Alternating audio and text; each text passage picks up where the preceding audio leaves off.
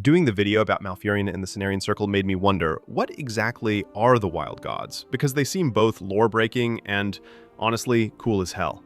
The most famous of the Wild Gods that I think most of my audience would have ran into is Cenarian, who taught Malfurion how to become one of the first druids. His actions have a huge impact on both nature and the world itself, which is a clue into what Wild Gods are. Wild Gods are primal manifestations of life and nature, found on both Azeroth and other planets. Many of them appear in the form of gargantuan animals, such as wolves, bears, tigers, or birds.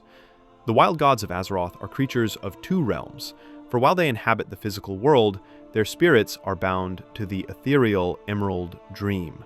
When Wild Gods die, they go to Ardenweald and enter a Wild Seed to be taken care of by keepers of the groves of one of the celestial trees, until they are ready to be reborn through the Grove of Awakening.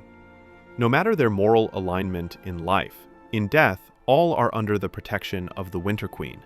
Ancient Guardian, Loa, and August Celestial are interchangeable when referring to great spirits aligned with nature, destined to Ardenweald.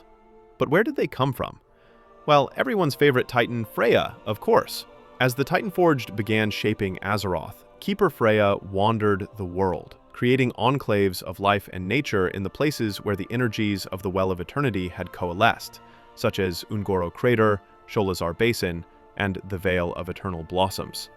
The greatest creatures to emerge from Freya's enclaves were the colossal Wild Gods.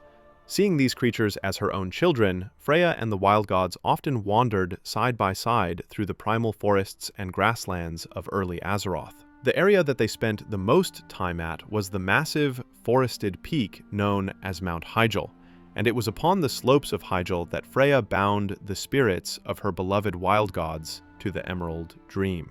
Forever after, Hyjal would remain a sacred refuge to the Wild Gods. To sum it up, Wild Gods were some of the first animals on Azeroth, and part of Freya's walking crew as she was wandering the Earth.